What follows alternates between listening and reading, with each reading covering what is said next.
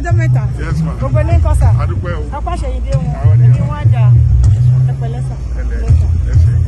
Ẹ ká di ya fọ́tò wọn.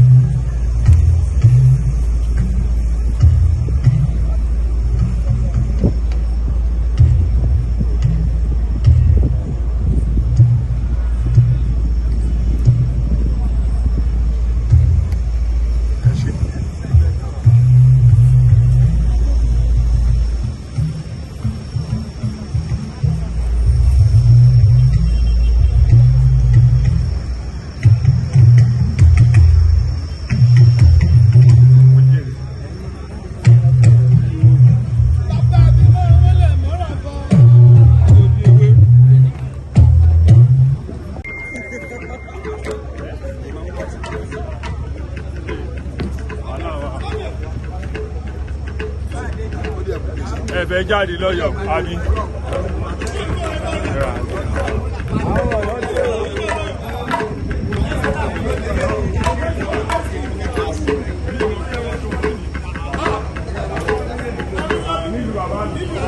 Ẹ̀fẹ̀ jáde tó ojú padà bẹ́ẹ̀ ṣe wá sí lọ́yọ̀ ìpàdé láyé.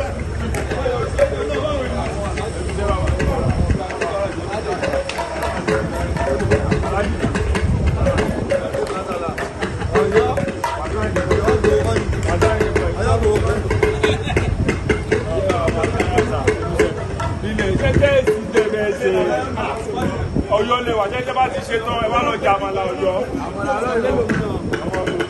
Ọ̀yọ́ rè. Àwọn òkú kò nílé parí.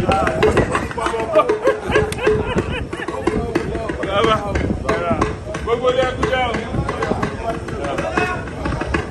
Ẹ̀yin ni ìyá ẹ̀rọ ẹgbẹ́ bá ti sọ fún mi ìjọ ẹ̀ fún ìjọba tí kò lè jẹ́